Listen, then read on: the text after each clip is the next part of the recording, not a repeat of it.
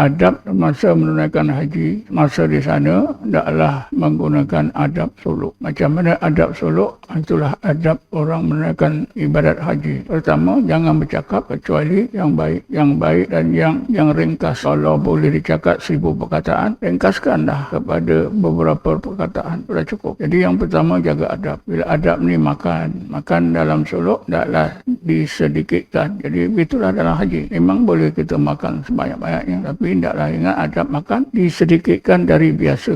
Itu terpulanglah pada kita. Kalau di rumah 2 pinggan, 1 pinggan misalnya, katalah sepinggan setengah, kurang juga. Tapi kalau di rumah 2 pinggan, sana 3 pinggan. Itu dah. Yang pertama ya, adab suluk. Kemudian sebelum itu semua, taubatlah dalam keadaan taubat. Orang bersuluk tu kan taubat. Sehingga kalau dah tamat suluk tu, taubat kita diterima oleh Allah, ditingkatkan oleh Allah ke tingkat inabah. Kemudian zikir, taubat dan zikir itu menjadi payung masa kita di sana. Jangan bertukar dosa dan banyak cakap. Biasalah ya, siapa yang memerhatikan orang naik haji ya, cakapnya semakin lebat, ceritanya tak putus-putus, gelak ketawanya memang lebih hebat. Itu semua kena jagalah. Jadi taubat dan zikrullah, adab-adab dan suluk mesti dijaga. Kalau diajar ketika tawaf ada doanya, ketika itu ada doanya, semua doa-doa, sehingga ada disediakan doa yang boleh digantung kat leher. Itu semua boleh dibaca, tapi bukan seperti yang dilakukan oleh orang ramai. Katalah doa tawaf, kita boleh baca doa tawaf bila dah habis tawaf. Sembahyang sunat tawaf, kita bacalah doa. Sekali 2 dah cukup. Tak perlulah kita ikut arahan. Ni doa pusingan pertama, pusingan kedua, sampai 7 pusingan. Dalam tarekat dia utamakan zikir, jika tahlil dan isi maqam Allah, Allah, Allah, itu lebih baik.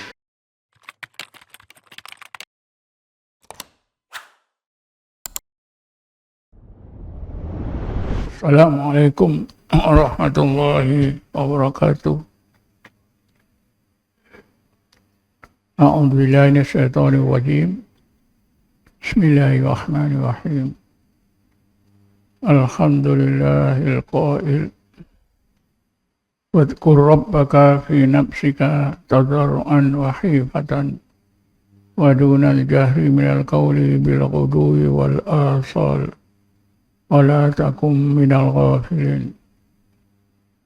Asyhadu an la ilaha illallah wahdahu la syarika lah wa asyhadu anna Muhammadan abduhu wa rasuluh. Allahumma salli ala sayyidina Muhammadin nuril anwar wa ala alihi al-azhar wa asbil akhyar wa sallim tasliman katsira. Allahumma nawwir qulubana bi nuri hidayatika kama nawwartal arda bi nuri syamsika abadan abada bi rahmatika ya arhamar rahimin. Tuan-tuan dan puan-puan yang dirahmati Allah sekalian, malam ini saya akan menjelaskan 2 perkara. Yang pertama, saya akan terangkan secara ringkas ya, amalan haji. Macam mana kita nak lakukan ibadat haji menurut apa yang diajarkan oleh ulama tasawuf secara ringkas. Cara ringkasnya, yang pertama dari segi adab. Adab semasa menunaikan haji, semasa di sana hendaklah menggunakan adab suluk. Macam mana adab suluk? Itulah adab orang menunaikan ibadat haji. Pertama, jangan bercakap kecuali yang baik. Yang baik dan yang ringkas. Kalau boleh dicakap 1000 perkataan, ringkaskanlah kepada beberapa perkataan, sudah cukup. Jadi yang pertama, jaga adab. Bila adab ni makan dalam suluk tidaklah disedikitkan. Jadi itulah dalam haji. Memang boleh kita makan sebanyak-banyaknya, tapi tidaklah ingat adab makan disedikitkan dari biasa. Itu terpulanglah pada kita. Kalau di rumah 2 pinggan, 1 pinggan misalnya. Katalah 1,5 pinggan, kurang juga. Tapi kalau di rumah 2 pinggan, sana 3 pinggan. Itu dah. Yang pertama ya, adab suluk tu. Kemudian sebelum itu semua taubatlah. Dalam keadaan taubat. Orang bersuluk tu kan taubat. Sehingga kalau dah tamat suluk tu, taubat kita diterima oleh Allah, ditingkatkan oleh Allah ke tingkat inabah.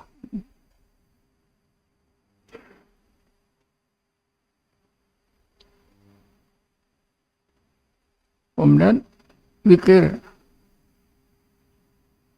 Taubat dan zikir itu menjadi payung semasa kita di sana. Jangan ditukar. Jangan bertukar dosa dan banyak cakap. Biasalah ya. Siapa yang memerhatikan orang naik haji ya, cakapnya semakin lebat. Ceritanya tak putus-putus. Gelak ketawanya memang lebih hebat. Itu semua kena jagalah.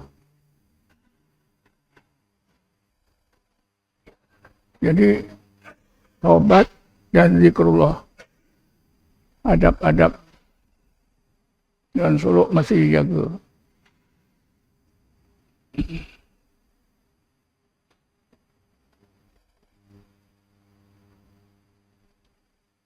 Kalau diajar, ya, ketika tawaf ada doanya, ketika itu ada doanya, semua doa-doa.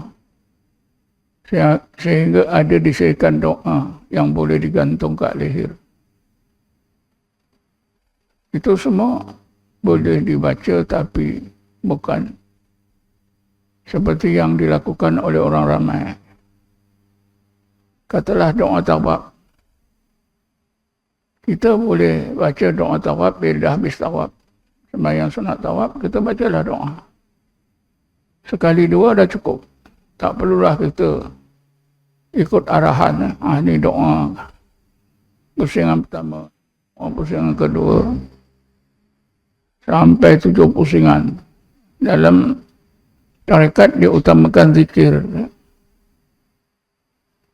Jika tahlil dan isi maqam Allah, Allah, Allah itu lebih baik.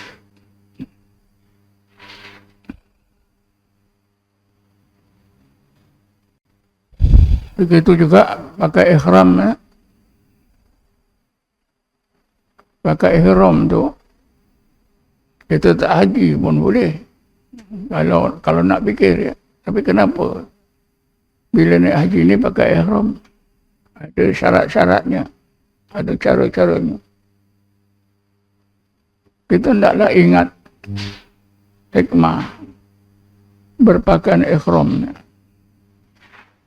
Ihram dan berpakaian ihram.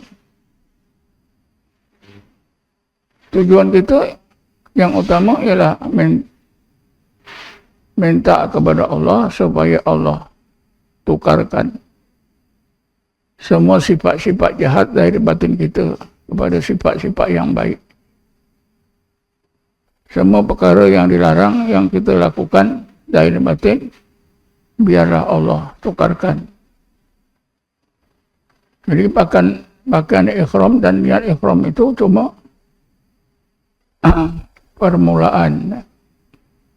Niat kita minta kepada Allah supaya Allah tukarkan semua pakaian-pakaian di dalam hati kita, zahir batin kita yang bermakna akhlak. Niat biarlah Allah tukarkan dengan yang Allah redai. Begitulah ya. Masa sa'i pun taklah kita berzikir terus.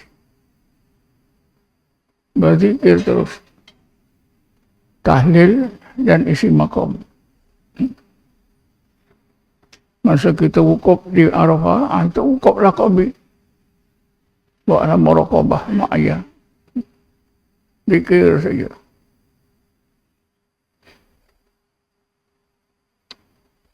Melontar pun begitu.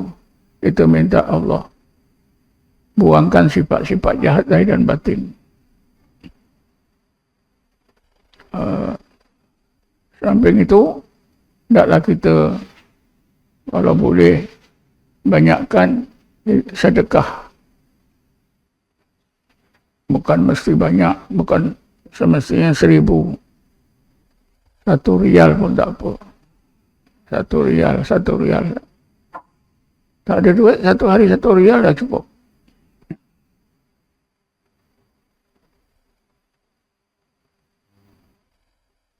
Itu sajalah yang pentingnya. Menjaga tu adab masa suluk. Kalau boleh, terutamanya bercakap. Jangan sekali-sekali kita nak tunjuk kehebatan kita. Aku di Malaysia ni kontraktor yang berjaya. Syarikat kontrak aku terbesar berjuta-juta. Lalu bercerita tak perlu Kalau boleh suruh lagi. Kalau takut terdedah, tutup 7 lapis. 7 lapis tembok Cina. Tahan tak 7 lapis tembok Cina? Kalau kita takut, kita tutup rahsia kita dengan selapis saja. Kita takut pecah. Buatlah 7 lapis.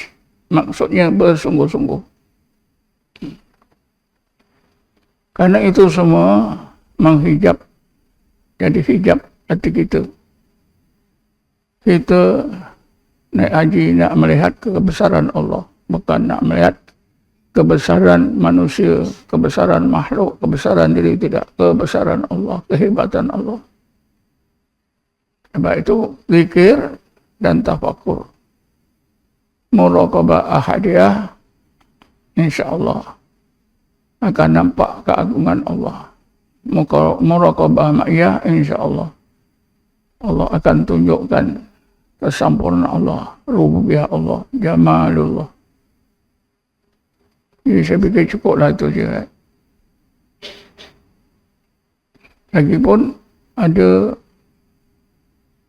video-video yang telah merakamkan amalan ini pada masa yang lepas, tuan-tuan boleh tengoklah.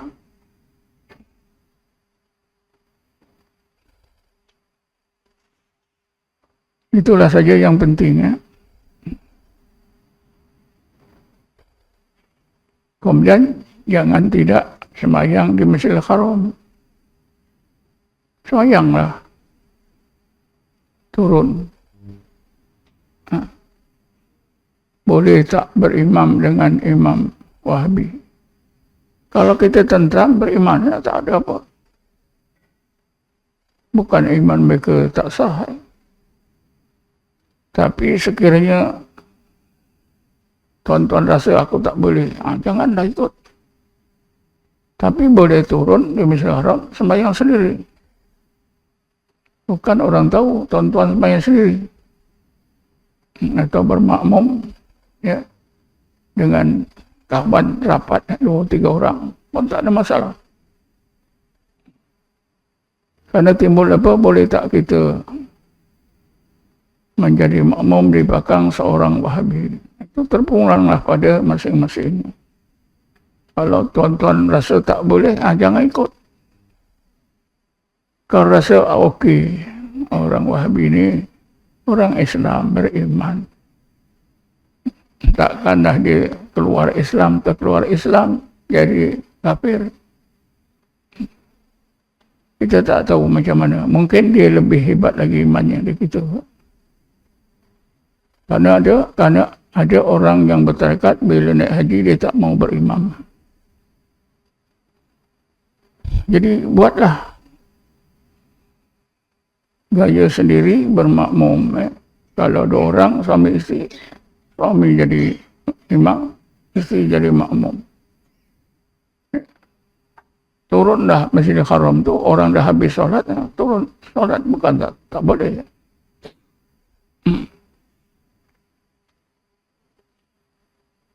Tapi jangan tak pergi Masjidil Haram. Kerana itu dikehendaki dalam Islam. Pahalanya saja Masjidil Haram sekali solat 100,000. Masjid Nabi 1000 kali. Masjidil Haram 100,000. Kita sembahyang zuhur sekali macam 100,000 di sini. Kita sembahyanglah dalam Masjidil Haram. Dan jangan kita bercerita kepada orang yang pada jemaah yang tidak bertarekat, cerita tentang kehebatan tarekat ini tak perlu. Kalau dia orang tu cerita, awak tahu ke tarekat? Tahu. Cerita ala kadar. Misalnya, tarekat ini memang ada dalam Islam tapi bukan ijtihad ulama fiqh.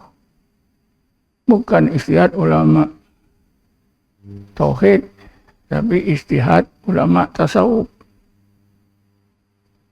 Sebab itu siapa tak belajar tasawuf, dia tak tahu tarekat.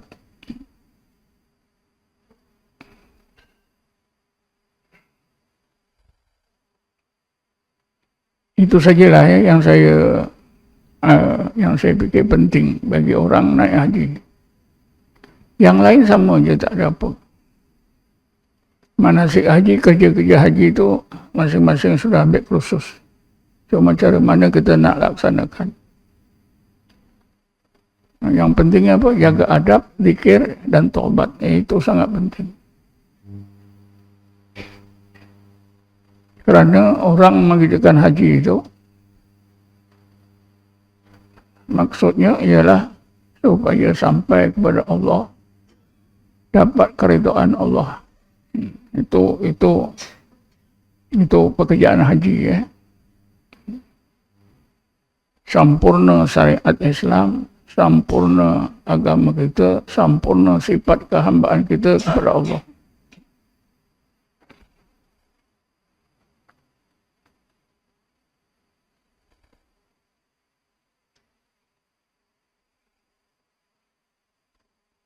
Jadi saya fikir cukuplah. Ada siapa nak bertanya? Ada siapa nak naik haji ni? Siapa naik haji? Angkat tangan. Oh, tak ada.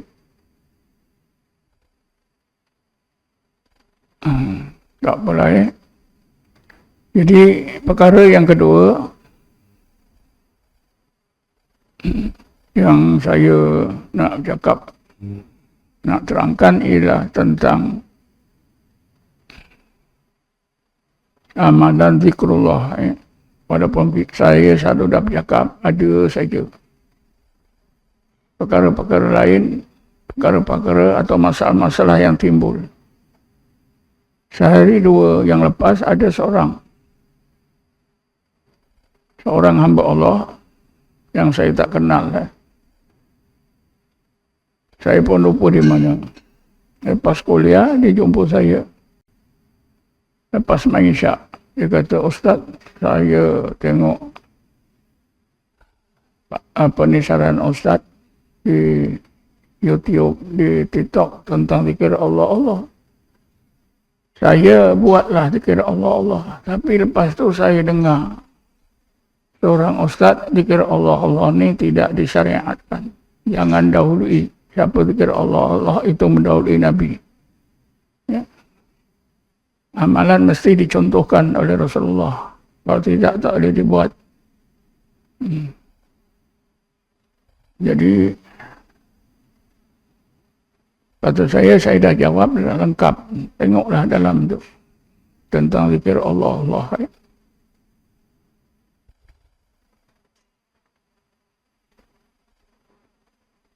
Zikir ismul zat Allah, Allah itu memang ada dua pandangan. Ada pandangan yang mengatakan boleh dilakukan, harus dilakukan zikir ismul zat Allah, Allah, Allah saja.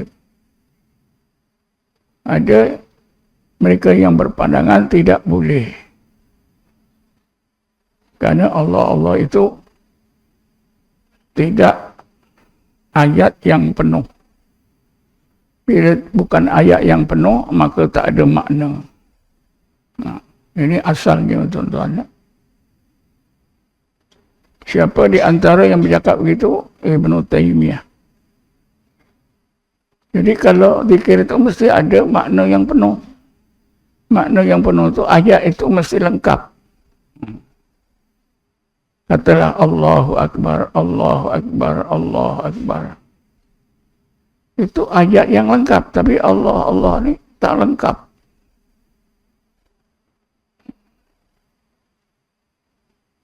Jadi orang-orang, ada setengah ulama yang ikut pandangan Ibn Taymiyah sampai sekarang.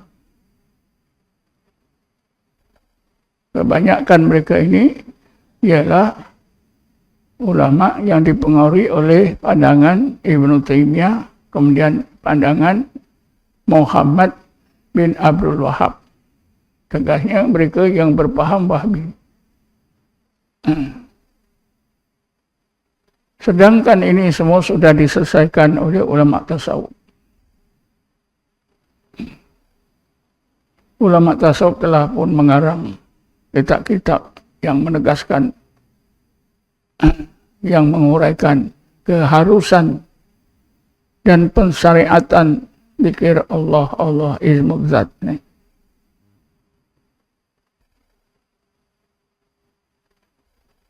Seorang ulama tasawuf, Syekh Husain Ad-Dasuri, telah mengarang sebuah kitab yang bertajuk Ar-Rahmatul Habitah fi Zikri Ismil Zat War-Rabitah. Ar-Rahmatul Habitah, maknanya rahmat yang diturunkan. Rahmat yang diturunkan. Nama kitab ni Ar-Rahmatul Habitah, tentang masalah zikir ismul zat Allah, Allah dan Rabitah. Jadi dalam kitab Ar-Rahmatul Habitah ni ada membincangkan dua masalah.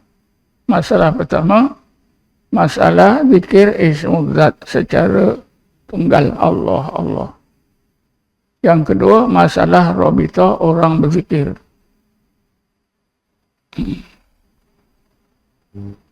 Masalah Rabitah ni dalam tahun 80-an, 70-an, 80-an menjadi isu dan masalah yang besar di Malaysia. Jawatan kuasa akidah, masa itu pusat Islam, mengeluarkan pandangan haram ketika berzikir membayangkan wajah guru, berrabitah dengan rupa guru, haram. Karena itu seperti menyembah berhala. Seperti kaum Nabi Nuh menyembah Uzza, Allata dan sebagainya. Hebat. Siapa yang beramal, hendaklah tinggalkan dan taubat. Tapi tuan-tuan tahu tak, pada tahun 2011, Jakim keluarkan satu pamflet tentang hukum Rabitah. Dibolehkan. Tuan-tuan carilah hukum Rabitah. Tuan-tuan boleh pergi ke Jakim. Bahagian apa itu? Penerbitan. Yang menulis orang yang sama, ustaz yang sama. Ustaz yang mengharamkan Rabitah, ustaz itulah yang menulis pamflet itu bahawa Rabitah itu boleh. Ada yang wajib, ada yang sunat, ada yang harus, ada yang tak dibolehkan. Jadi Syekh Hussein Dasuri telah menguraikan keharusan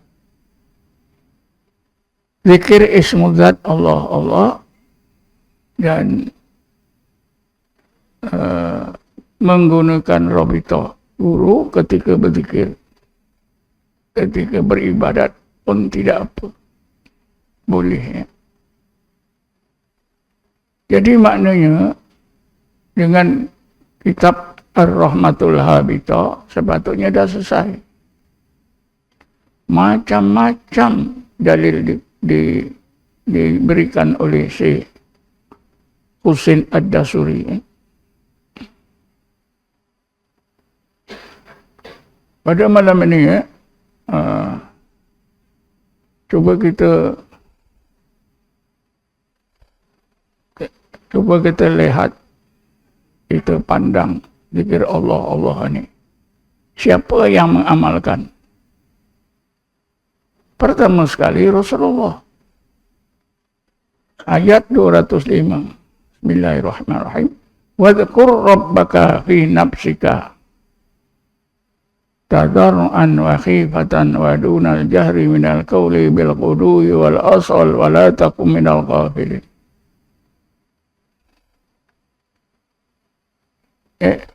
Ulasan pandangan ulama tasawuf tentang ayat 205 ini ialah antara lain ayat 205 ini Allah memerintahkan Nabi berzikir di dalam hati tanpa ada suara dengan menyebut namanya, yaitu Allah, Allah, Allah, Allah.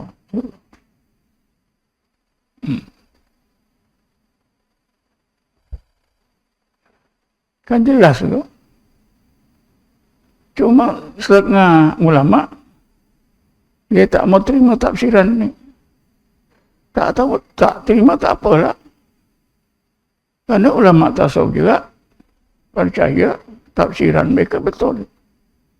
Wadhkur rabbaka, ya Muhammad, engkau ingat, sebut dan ingatlah nama Tuhan engkau Allah. Fi nafsika, di dalam hatimu Allah.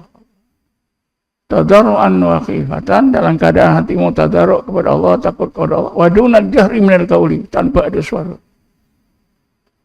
Macam mana nak tolak ayat ni?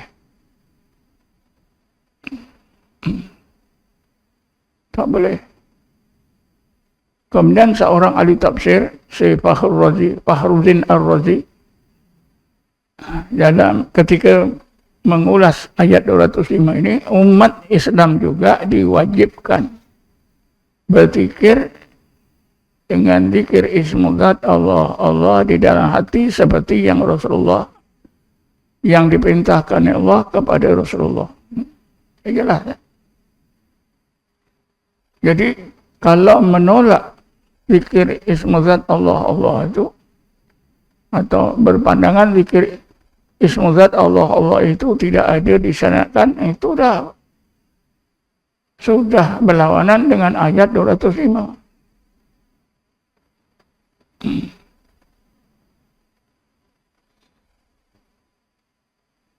Lagipun Rasulullah, karena itulah Rasulullah perintah kita supaya berzikir Allah Allah sampai kepada hakikat Allah.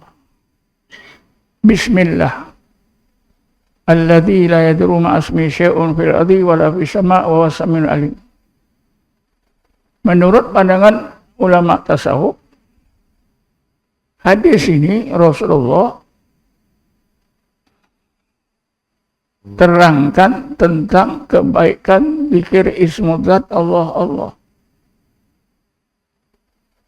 Karena itulah Rasulullah perintah kita supaya berzikir Allah Allah Allah sehingga sampai ke tingkat bismillah, tenggelam dalam nama Allah. Kan cukup terang. Rasulullah perintah kita sebut Allah, Allah, Allah, Allah. Terus menerus sehingga sampai ke tahap Bismillah. Tarekat yang beramal dengan zikir ismu zat Allah, Allah ialah tarekat Naqsabandiyah. Syekh Bahauddin mengajar murid-muridnya dan dia sendiri beramal Allah, Allah, Allah. Sehingga sampai ke tingkat Bismillah. Kalimah Allah itu tertulis, terpahat di seluruh ruang jasmani dan rohani yang tak hilang. Karena itulah tarekatnya dinamakan tarekat Naqsabandiyah. Karena kalimah Allah itu terpahat di seluruh ruang jasmani dan rohani. Itulah yang dimaksudkan oleh Rasulullah peringkat Bismillah. Dan kita sendiri pun tahu. Kita beramal dengan zikir Allah, Allah. Dimulai dengan 7 lataif. Daripada latifatul qalbi, meningkat kepada latifatul ruh. Meningkat kepada latifatul sirri, meningkat kepada latifatul khafi, meningkat kepada latifatul akhfa. Meningkat kepada latifatul nafsin natiqah, meningkat kepada latifatul kulli jasad. Bila kita berzikir sampai 7 lataif ni, insya-Allah kalimah Allah terpahat seluruh ruang jasmani dan rohani kita. Senang-senang saja mereka yang tak pernah belajar zikir. Zikir Allah, Allah ni tak ada faedah. Allah, Allah, Allah, apa. Allah, Allah, Allah, apa. Tak ada makna. Malahan yang lebih teruk lagi, dalam sebuah kitab yang ditulis oleh seorang ulama Wahhabi, Syekh Utsaimin, kitabnya yang bertajuk Fatawa Utsaimiyah. Dalam kitab ini orang bertanya, Tuan, apa hukum orang berzikir Allah, Allah? Dia jawab, siapa zikir Allah, Allah berdosa dan akan disiksa dalam neraka. Senangnya. Itu kan bertentangan dengan ayat 205. Perintah Allah supaya Nabi dan kita semua berzikir Allah, Allah. Hikmahnya, hikmah zikir Allah, Allah itu menghapuskan sifat ghaflatul qalbi.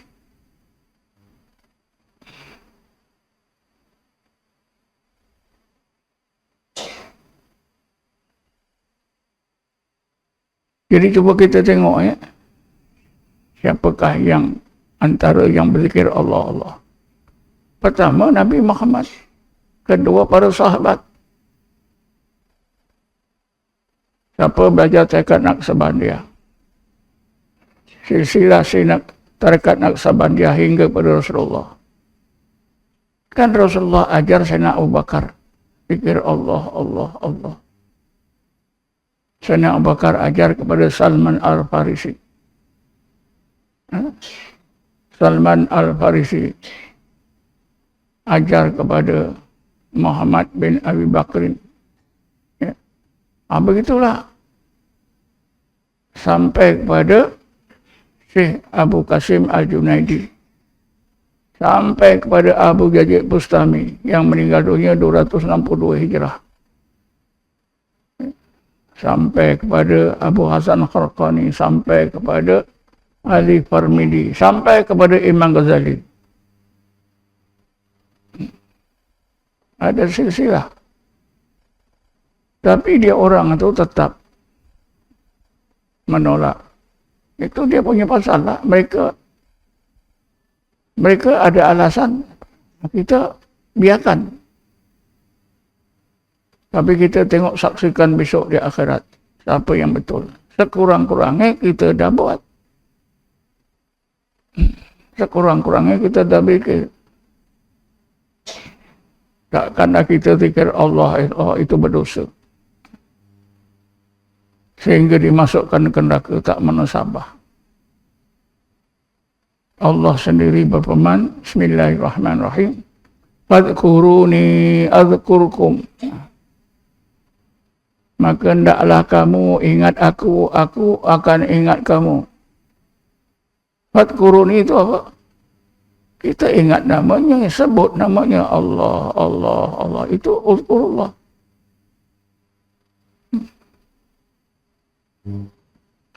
Apa kebaikannya? Allah ingat kita. Bila Allah ingat kita, berarti Allah kasih pada kita. Bang. Tuan-tuan dan puan-puan yang dirahmati Allah sekalian, kalau tuan-tuan berjalan dekat Pasar Melayu, Kuala Lumpur, jalan Melayu ke Pasar Melayu, singgahlah kedai buku Jaafar Bajrai, belilah satu kitab dalam tulisan Jawi dalam bahasa Melayu, Ar-Rahmatul Habita fi Zikri Ismi Zat War-Rabita. Ada dalam kedai itu ada jual. Tulislah siang-siang.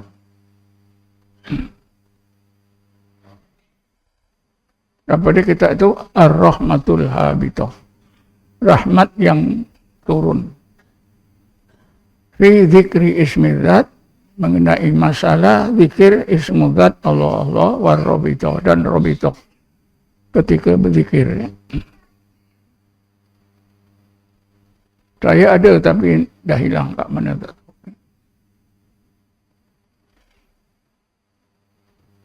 Sepatutnya tuan-tuan ada lah buku ni baca.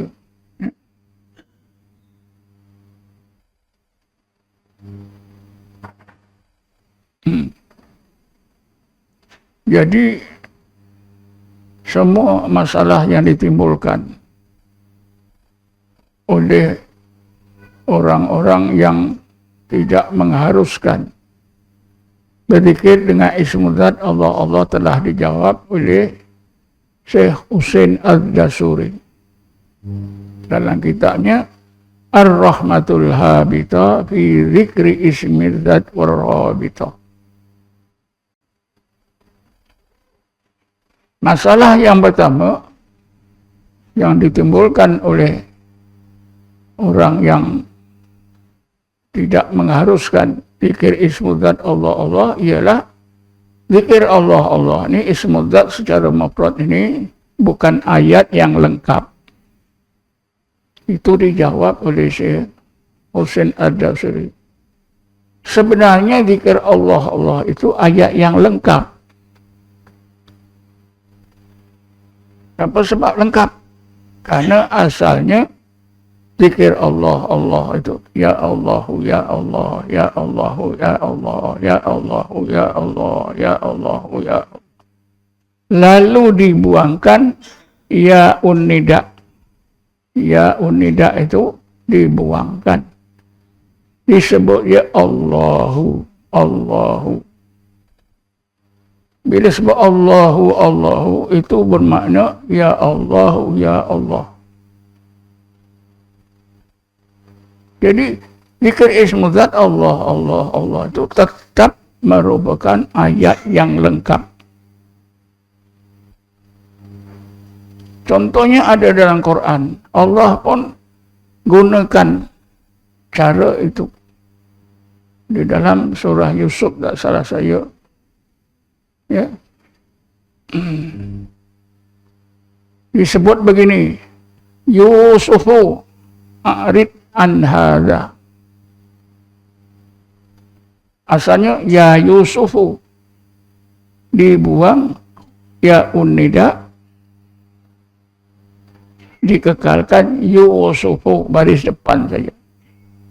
Asalnya ya Yusufu, wahai Yusuf, a'rid an hadha, engkau jauhkan diri daripada masalah ini. Jadi sama juga Asalnya ya Allah, ya Allah, ya Allah, ya Allah. Dibuang ya unida je Allahu Allah Allahu. Selesai dah.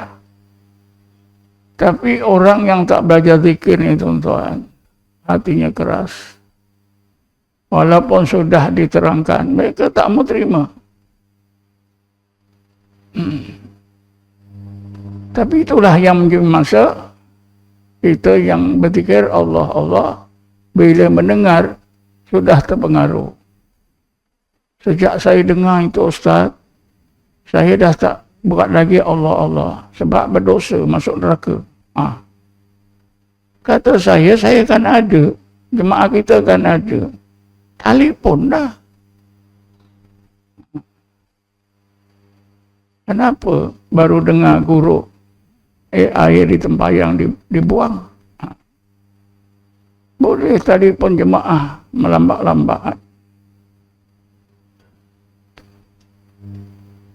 Jadi sudah terjawab. Zikir Allah, Allah, Allah itu adalah ayat yang lengkap karena asalnya ya Allahu, ya Allah, ya Allahu, ya Allah. Tapi diringkaskan dengan dibuang ya unnida. Ya itu dibuang. Jadi Allahu, Allah, Allah. Masih kekal maknanya ya Allahu, ya Allah. Ini bukan jawaban saya. Jawaban siapa? Syekh Husain Az-Zasuri dalam kitabnya Ar-Rahmah, Ar-Rahmatul Habithah. Ada alasannya, Quran pun guna perkara yang sama. Bila disebut Yusufu a'rid an hadha, asalnya ya Yusufu a'rid an hadha, ya tidak dibuang. Kan mereka belajar tafsir. Bila belajar tafsir kan dari semua sudutnya dibincang, termasuklah nahwu.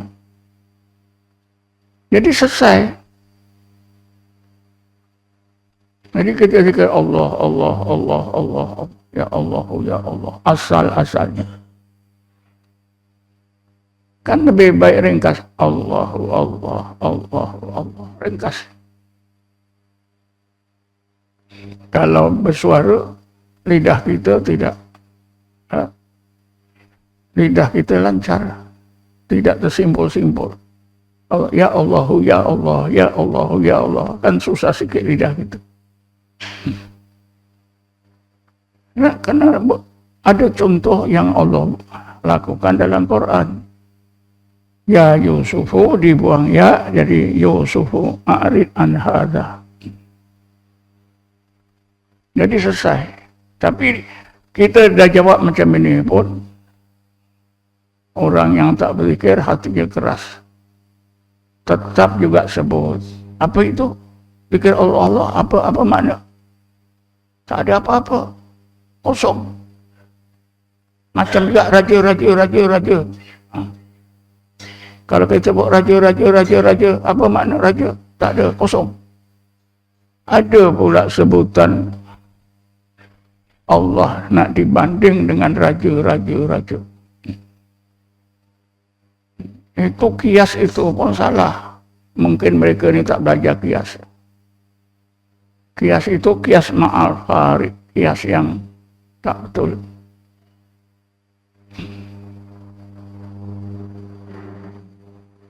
Selain daripada itu, tuan-tuan, mereka tak belajar zikir, jadi mereka tak tahu. Mereka fikir zikir saja. Allah, Allah, Allah, zikir saja. Kita yang belajar zikir, kita tahu. Ketika kita berzikir Allah, Allah, Allah, mesti muraqabah. Mesti ada muraqabahnya, mesti ada tafakkurnya. Jadi ketika kita berzikir Allah, Allah, Allah, ada muraqabahnya, tafakkurnya, apa dia? 3 perkara. Wujudnya Allah. Jalalullah, keagungan Allah. Dan Jamalullah, kesamaan Allah. atau wujudullah jalaluhu wa jamaluhu, atau wujudullah uluhiyatuhu wa rububiyatuhu. Jadi dengan ini sebutan Allah itu semakin menjadi ayat yang sempurna. Tapi orang yang tak belajar zikir, mereka pikir Allah, Allah, Allah. Zikir saja. Itu menunjukkan mereka tak belajar zikir, mereka tak tahu. Zikrullah mesti disertakan dengan tafakkur. Alladzina yadhkuruna Allah qiyaman wa qu'udan wa ala junubihim wa yatafakkaruna fi khalqis samawati. Zikir mesti ada tafakkur. Jadi bila zikir Allah, Allah ada tafakkurnya, menjadi ayat yang lengkap.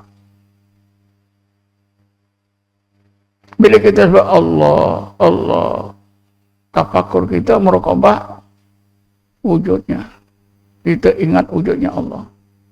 Allahu mawjud, Allahu ma'bud, Allahu maksud. Dia orang tak belajar zikir, mana tahu? Itulah akibat kejahilan zikir, akibat kejahilan ilmu zikrullah. Maka mereka tak sedar Allah ajar kita berzikir mesti diadunkan dengan tafakkur. Alladzina yadhkurunallaha qiyaman wa qu'udan wa ala junubihim wa yatafakkaruna fi khalqis samawati wal. Zikir mesti diadunkan dengan tafakkur serentak. Jadi bila kita sebut Allahu Allah, Allahu Allah, tafakkur kita salah satu daripada 3 aspek. Ya, pertama la maujuda illallah. Kedua la ma'buda illallah. Ketiga la maqsuda illallah. Itu di dalam hati. Dan ini memang diperintah oleh Allah dalam Quran. Ini pun perintah Allah dalam Quran ini, tafakur ini pun mereka tak tahu. Ayat 56 surah Al-A'raf. Bismillahirrahmanirrahim. Wad'uhu khawfan wa tam'a. Dalam amalan wad'uhu khawfan wa tam'a ini, dalam amalan kita sebut Allah, itu ud'ullah, Allah, Allah. Khaufan, hati kita mesti takut ketika sebut Allah. Supaya hati kita takut, mestilah kita ingat wujudnya Allah dan keagungan Allah. Wujuduhu wa jalaluhu atau uluhiyatuhu. Wa tam'a, tam'a ini tawakal maksudnya. Mestilah kita ingat rububiyah Allah atau jamalullah. Jadi ketika kita menyebut Allah, Allah, Allah, muraqabahnya, tafakurnya ada 3. Wujud, wujuduhu, jalaluhu wa jamaluhu. Kewujudan Allah, la mawjuda illallah. Keagungan Allah, la ma'buda illallah. Kesamaan Allah, la maqsuda illallah. Ada 3 tauhid yang mesti dijadikan muraqabah. Tauhid wujudnya zat, tauhidus zat, tauhidus sifat, uluhiyah dan rububiyah Allah Subhanahu wa taala. Ini orang tak belajar zikir mana tahu, tuan-tuan, hubungan ayat 56 surah Al-A'raf ini dengan amalan zikir. Ada disebut lagi dalam surah Sajdah. Tapi mereka tak nampak, tuan-tuan. Dalam surah Sajdah. Bismillahirrahmanirrahim.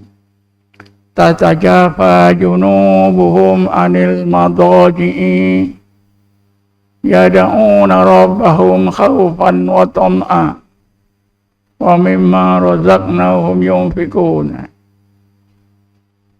Amalan yang Allah highlightkan bagi orang yang tahajud malam, mengerjakan tahajud. Apa dia? Tatajafa junubum anil madaji. Ini orang ini tahajud. Apa amalannya? Yad'una rabbahum khaufan wa tam'a. Allah, Allah, Allah. Muraqabah kepada keagungan Allah. Hati jadi khaufan. Kedua, muraqabah kepada rububiyah Allah. Hati jadi tam'ah. Bergantung semata-mata kepada Allah yang maha sempurna. Mereka mana tahu, tuan-tuan? Walaupun kita sebut Allah, Allah, Allah, Allah, Allah. Mindah kita tertumpu kepada la mawjuda illallah, la ma'buda illallah, la maqsuda illallah. Bukan saja menjadi ayat yang sempurna, tetapi ayat yang sempurna itu menyampaikan kita kepada hakikat tauhid. Kita berjaya mentauhidkan zat Allah, keagungan Allah, uluhiyah Allah dan rububiyah Allah Subhanahu wa taala. Tatajafa junubum anil madaji yad'una rabbahum Allah, Allah, khaufan wa tam'ah. Sebutan Allah, Allah itu boleh menjadikan hati orang menyebutnya itu takut kepada Allah dan tawakal sepenuhnya kepada Allah. Tentulah bermuraqabah kepada wujudnya Allah, la mawjuda illallah, la ma'buda illallah, la maqsuda illallah. Mana mereka tahu, tuan-tuan? Mereka tak belajar. Tapi yang sedihnya, mereka nak ajar kita. Mereka ni nak ajar kita supaya kita tinggalkan, jangan beramal dengan Allah. Itu berdosa, nanti dimasukkan ke neraka. Sekarang saya ajar mereka, tobatlah. Kalau kamu tetap mengatakan zikir Allah, Allah ni tak ada faedah, itu berdosa. Berdosa. Malahan tidak secara direct menafikan ayat-ayat Quran yang menceritakan, yang menegaskan kebaikan zikir Allah, Allah. Siapa yang beramal dengan zikir Allah, Allah? Orang yang tahajud malam, bangun tahajud, dan surah Sajdah, tatajafa junubuhum anil madaji. Mereka itu bila malam menjauhkan diri dari tempat tidur, bangun tahajud. Yad'una rabbahum Allah, Allah, khaufan wa tam'ah. Sebutan Allah, Allah itu karena ada muraqabah terhadap wujudnya Allah, keagungan Allah dan kesempurnaan Allah, wujuduhu jalaluhu wa jamaluhu. Maka jadilah orang yang menyebut Allah, Allah itu hatinya jadi khaufan wa tam'ah. Kan ini kita amalkan. Tapi mereka cuba ajar kita, macam kita ni bodoh. Siapa yang masih berpegang zikir Allah, Allah ni tidak disyariatkan, tak ada makna, tak dapat pahala. Bacalah kitab Ar-Rahmatul Habitah fi zikri ismi zat war-rabitah yang dikarang oleh Syekh Husain Ad-Dasuri.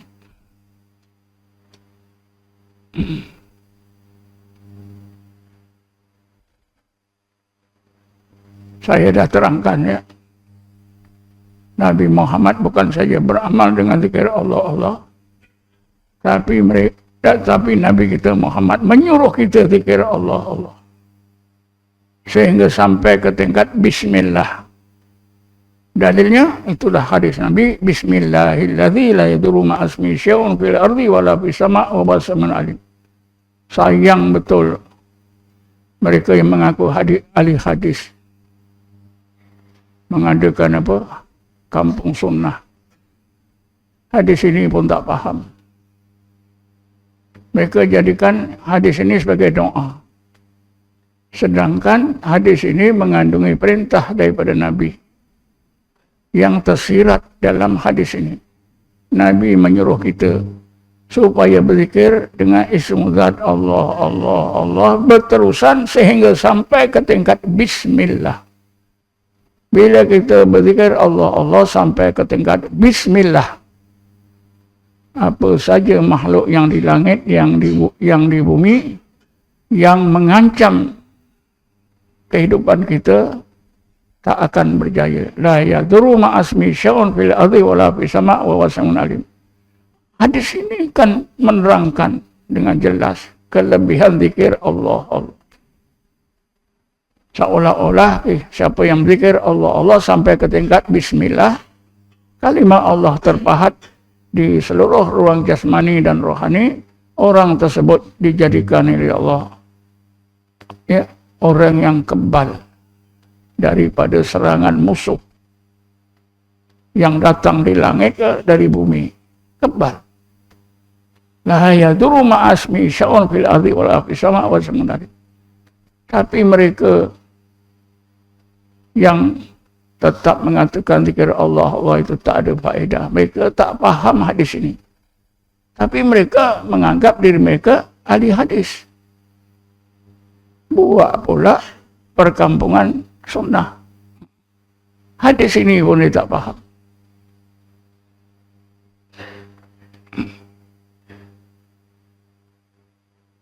Kan saya dah bercakap banyak kali ya, kehebatan ismu zat Allah, Allah. Perawat-perawat kita yang banyak zikir Allah, Allah.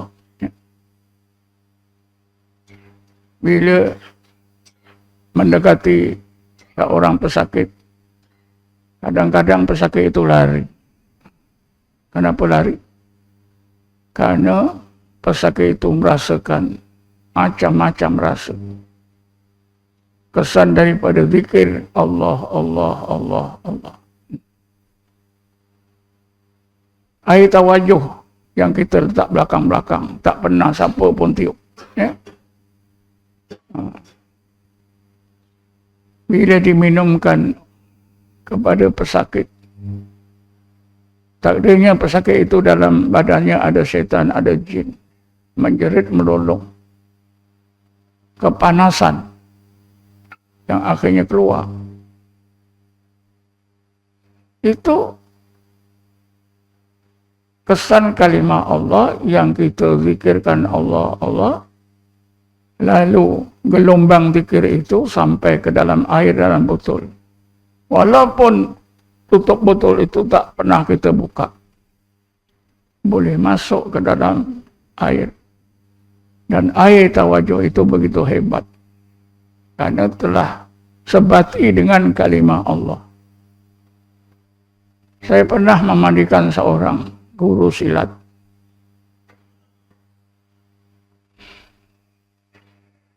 Saya suruh masuk dalam bilik air. Dalam bilik air itu ada kolah.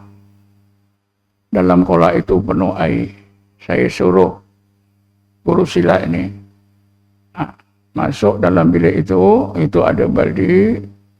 Awak penuhkanlah baldi itu 3 suku baldi dengan air dan kolah. Awak duduk situ atas bangku tu. Nanti saya mandikan awak. Dah penuh air itu, saya ambil air tawajuh segelas. Saya masukkan dalam air baldi. Air dalam baldi itu. Saya ambil satu gayung.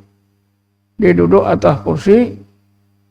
Bila saya simbah saja kepala guru silat ini, dia meraung sekuat-kuatnya. Aduh, panas, mati aku, Ustaz. Itu kenapa? Karena hikmah, kehebatan zikir ismu zat Allah, Allah. Air yang satu baldi besar, saya masukkan air tawajuh, air zikir Allah, Allah 1 gelas.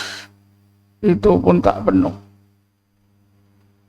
Saya pun tidak goncang, tidak apa, masuk saja. ambil satu gayung, simbah kepada pesakit ini, guru silat ni. Bangun menjerit, lari masuk ke dalam bilik. Mati aku Ustaz. Ustaz guna air panas mana ni? Kata saya, Haji kan ambil air kolah tu. Haji sendiri yang memenuhkan berdi tu, bukan saya. Mana saya ada ambil bawa air panas, tak ada pun. Dia tak percaya. Tangan dia dimasukkan apa dia? Iyalah, tak panas pun. Kenapa panas macam air panas yang menggelegak? Inilah tuan-tuan, hikmah zikir Allah, Allah, Allah.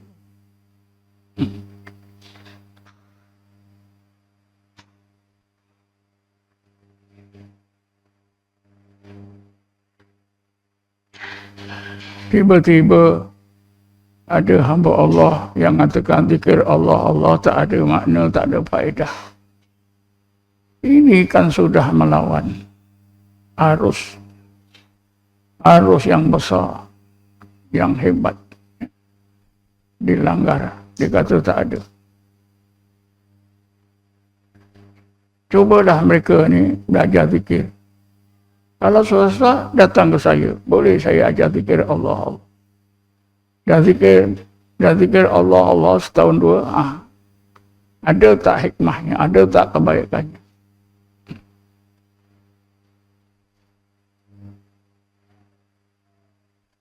Cuba seterusnya tuan-tuan, kita tengok siapa yang berzikir dengan zikir Allah, Allah.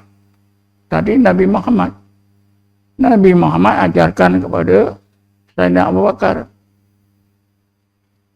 Sayyidina Abu Bakar ajarkan kepada Salman Al-Farisi.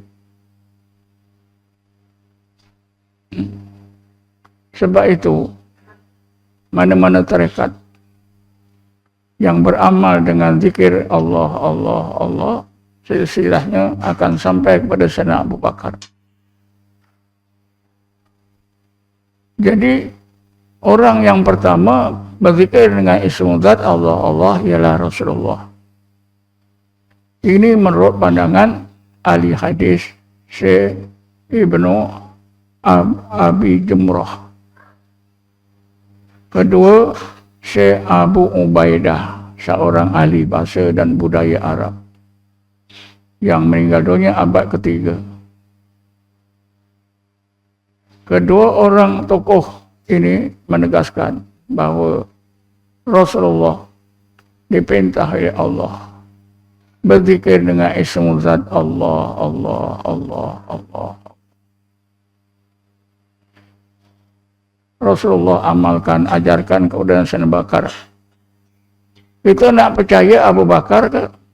Percaya ulama yang ada PhD. Kemudian sampailah kepada Syekh Abu Qasim Al-Junaidi, Abu Yazid Bustami, Abu Hasan Kharqani, Ali Parmini, Imam Ghazali. Semua ulama ini zikirnya Allah, Allah, Allah. Kalau kita tengok tarekat apa itu Saziliyah. Tarekat Saziliyah ini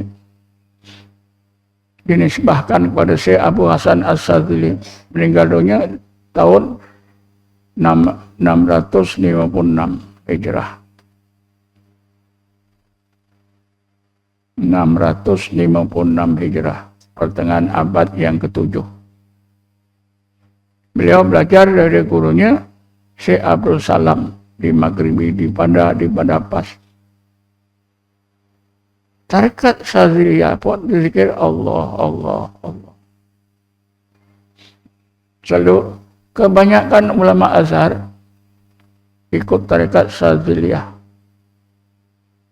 Mereka pun zikir Allah, Allah. Ulama Azhar ni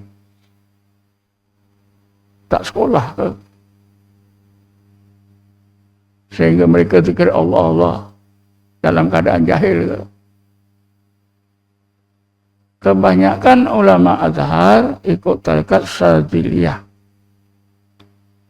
antara yang benar-benar pengikut kuat, pengikut tegar tekad Syadziliyah itu ialah Dr. Muhammad Zaki Ibrahim, yang katanya pernah menjadi Syekhul Azhar. Beliau mengajarkan tarekat Syadziliyah, zikirnya Allah, Allah antara lain, Allah, Allah. Sehingga beliau mendirikan sebuah masjid. Di masjid inilah dijadikan pusat pengamalan tarekat Syadziliyah. Beliau ada NGO yang dipanggil Jam'iyah Muhammadiyah As-Syadziliyah. Dan masjid ini terus menyebarkan ajaran tarekat Syadziliyah.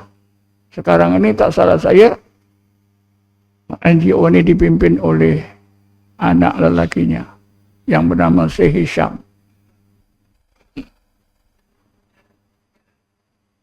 Jadi ulama, kebanyakan ulama Azhar, kalau ikut tarekat Syadziliyah pun dikira Allah, Allah. Kalau ikut tarekat Naqsabandiyah pun dikira Allah, Allah. Dr. Ali Jemaah yang terkenal, bekas mufti Mesir. Tahun 2006 saya jumpa, masa itu dia masih memegang jabatan mufti. Saya pergi pejabat dia, saya minta bai'ah tarekat Naqsabandiyah Khalidiyah. Berarti beliau pun zikir Allah, Allah, Allah. Oh, kalau ikut pandangan yang tak membenarkan zikir Allah, Allah, ahli jemaah masuk neraka. Sebab apa zikir Allah, Allah? Berdosa masuk neraka.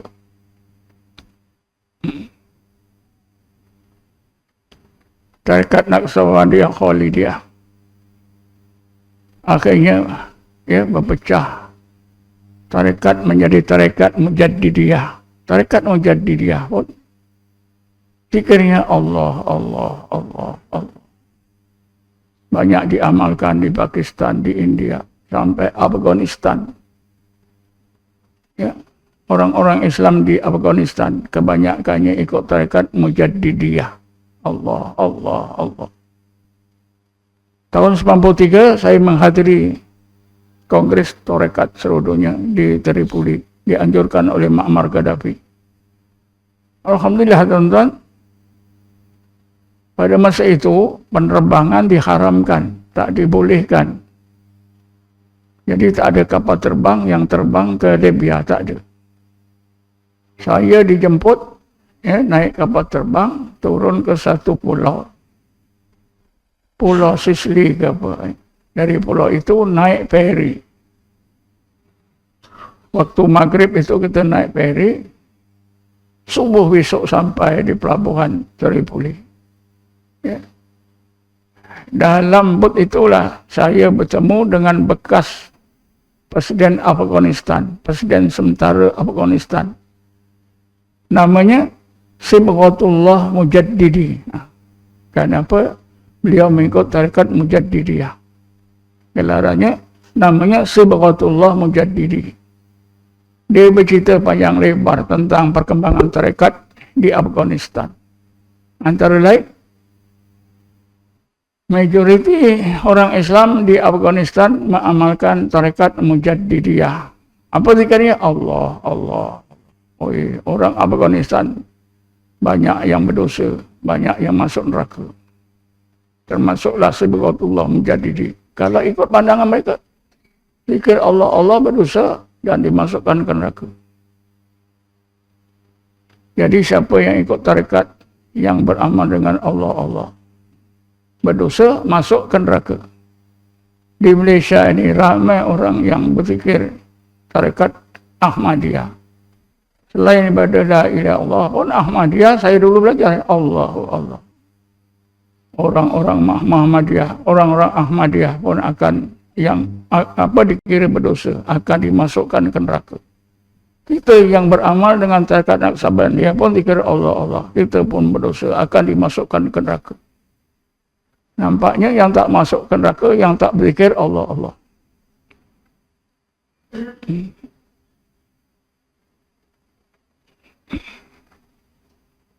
Masa kongres tarekat seluruh dunia di Tripoli, saya berjumpa semua, boleh katakan semua mereka yang bertarekat dari 55 negara, 56 negara, termasuk negara-negara apa yang bukan Islam, daripada Eropah, dari Amerika, Australia, New Zealand pun ada.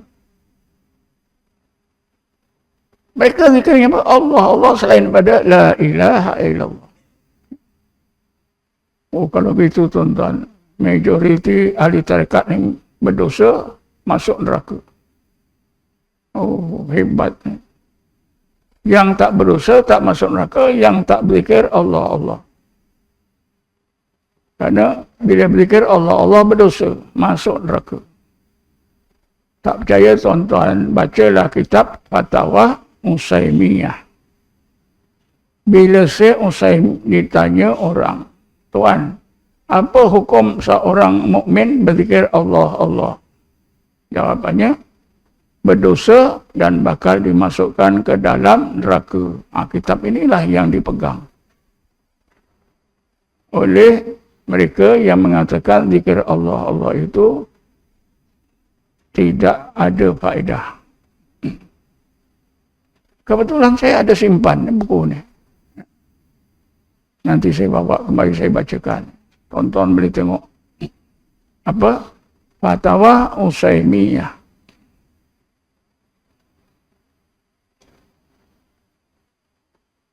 Jadi kalau kita dengar, kita percaya, ya, pandangan mereka yang mengatakan zikir Allah, Allah ni tak ada faedah, berdosa, masuk neraka, nampaknya kita kena tinggalkan semua amalan tarekat ni.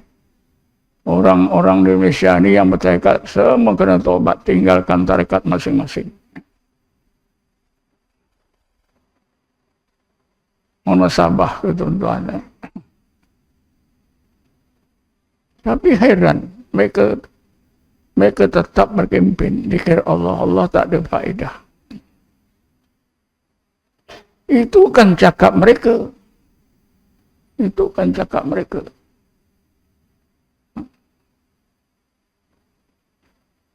Bismillahirrahmanirrahim.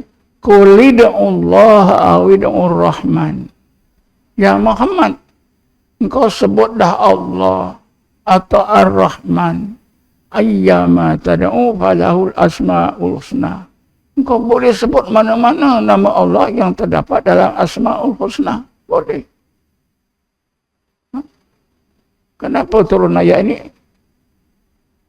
Tadi Nabi Muhammad dan orang-orang Islam semasa di Mekah, ya, selalunya berzikir Allah, Allah, Allah, Allah, Allah. Yad'una rabbahum bil ghadati wal asyi yuriduna wajha Allah, Allah, Allah.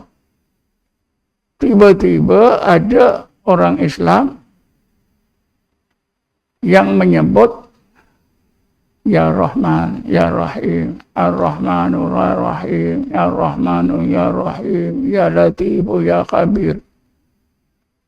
Jadi ini membangangkan pemikiran orang-orang kafir Quraisy Mekah. Mereka bincang-bincang, teruk betul lah Muhammad dengan pengikutnya. Selalunya kita dengar Muhammad ini sebut Allah, Allah. Tapi hari ini disebut lain pula. Ar-Rahman, Ar-Rahman, Ar-Rahim, Ar-Rahim. Mana satu nama Tuhan Muhammad ni? Bingung. Lalu turunlah ayat ni. Ya Muhammad, engkau jangan, engkau pedulikan saja komen-komen orang kafir Quraisy Mekah itu. Engkau sebutlah terus Allah atau Ar-Rahman atau Ar-Rahim. Allah ada mempunyai Asma'ul Husna. Engkau boleh sebut mana-mana.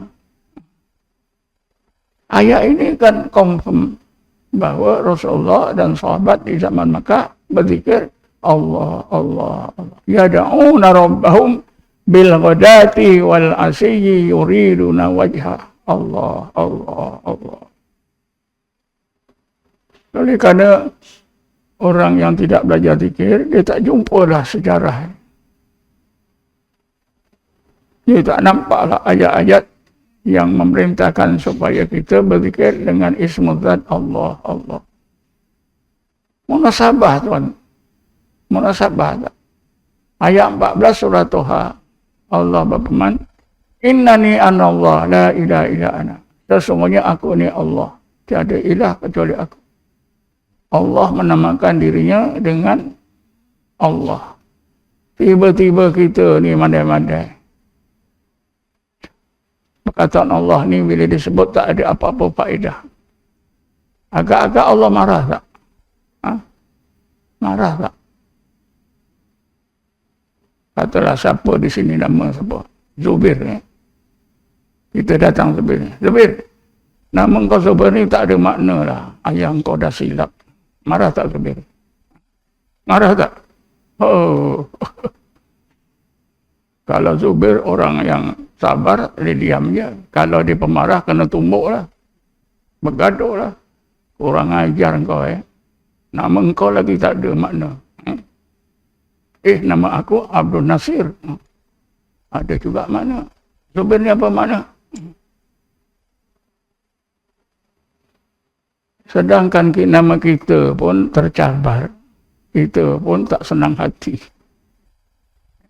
Ini Allah. Namakan dirinya Allah, dicabar. Nama Allah ni bila sebut tak ada faedah. Sedang faedahnya begitu hebat. Setan pun takut. Setan pun takut.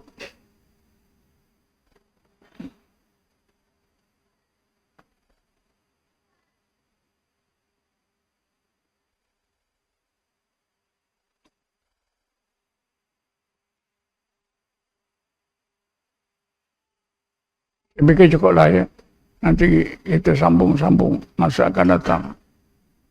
Kelebihan zikir ismuzat Allah, Allah ni sangat hebat, sangat hebat. Antara kehebatannya yang Nabi sebut, siapa yang kekal zikir Allah, Allah sampai ke tingkat bismillah, dia jadi kebal. Apa saja musuh yang menyerang, dia jadi kebal. Musuh tak akan berjaya memusnahkan kita. Sihir misalnya, insya-Allah. Sihir pun tak akan masuk ke tubuh orang yang benar-benar duduk dalam hakikat bismillah. Sihir itu kan perbuatan syaitan. Tak berjaya tak? InsyaAllah tak berjaya.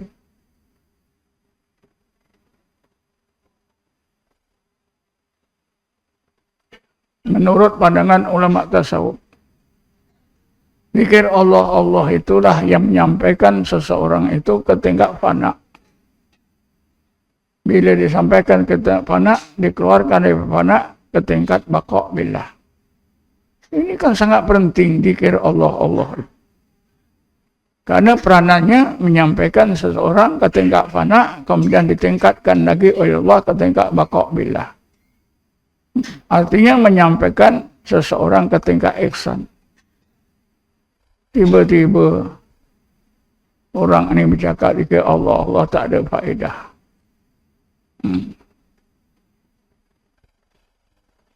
Saya fikir cukuplah ya. Nanti masa lain kita sambung. Ada siapa nak bertanya?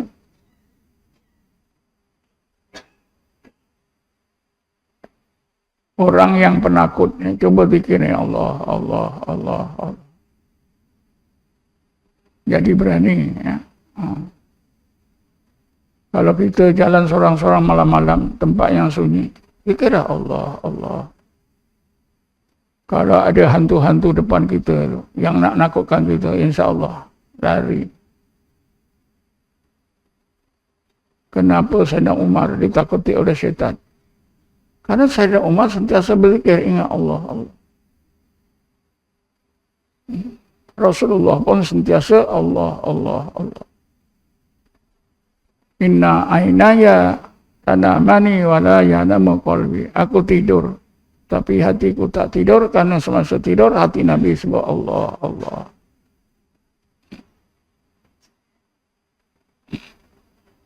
Bila kita nak mati, apa yang nak ingat? Allah. Kalau dah kita kata sebut Allah, Allah tak ada faedah. Orang ni besok nak mati ingat apa? Ingat apa? Cuba kita tanya orang ni. Besok awak nak mati, ingat apa? Dah sebut Allah tak boleh, berdosa, masuk neraka. Tentu awak tak sebut Allah. Disebut dah Allahu Akbar, Subhanallah. Karena itu yang diajar oleh Rasulullah. Sebenarnya sama aja. Kita sebut Allah pun, Allahu Akbar, Subhanallah, semua ada terkandung dalam. Kalau kita faham. Sebab Allah perintah, wad'uhu khawfan wa tam'ah.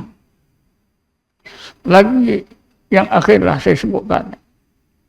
Adab seorang mukmin kepada Allah. Apa adab? Apakah adab seseorang mukmin terhadap Allah sepanjang masa? Ada 4. Pertama, ingat namanya. Kedua, ingat wujudnya. Ketiga, ingat jamalnya. Ketiga, ingat jalalnya. Keempat, ingat jamalnya.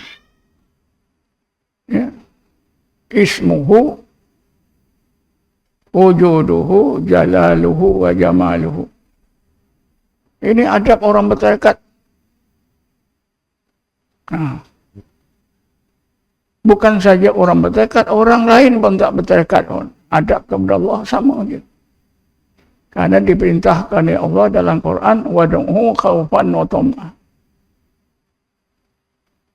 Jadi macam mana nak jaga adab pada Allah kalau dah sebut Allah tak boleh? Sebutan Allah tu salah satu daripada 4 unsur dalam adab kita kepada Allah, zahir dan batin. Yang pertama apa? Sebut Allah. Ingat dan Allah. Kedua, ingat wujudnya. Ketiga, ingat keagungannya. Dan keempat, ingat kesempurnaannya. Uluhiyahnya dan rububiyahnya. 4. Jadi dengan apa yang saya terangkan ni, pandangan orang yang mengatakan zikir Allah tak ada faedah, itu pandangan yang batil. Pandangan yang salah besar. Berlawanan dengan keterangan yang Allah sebut dalam Quran, berlawanan dengan hadis Nabi, yang amalan Nabi dan para sahabat. Wallahu a'lam. Assalamualaikum warahmatullahi wabarakatuh. A'udzubillahi minasyaitonir rajim. Bismillahirrahmanirrahim. Wassalatu wassalamu ala asyrafil anbiya'i wal mursalin sayyidina Muhammadin wa ala alihi washabihi ajma'in. Allahumma ighfir lana warhamna, Allahumma ighfir lana warhamna, Allahumma ighfir lana warhamna. لآبائنا لأمهاتنا ولذوي الحقوق الواجب علينا وللمسلمين والمسلمات والمؤمنين والمؤمنات برحمتك يا أرحم الراحمين. اللهم إنك إيمانا دائما وقلبا خاشعا وعلما نافعا وعملا صالحا متقبلا. اللهم أرنا الحق حقا وارزقنا اتباعه، أرنا الباطل باطلا وارزقنا اجتنابه. اللهم إنا نسألك التوبة والإنابة والاستقامة على شريعة براءتك البيضاء وجعلنا مستقيما ولا تجعلنا سقيما حق. ربنا آتنا في الدنيا حسنة وفي الآخرة حسنة وقنا عذاب النار والحمد لله رب العالمين. تقبل الله منكم.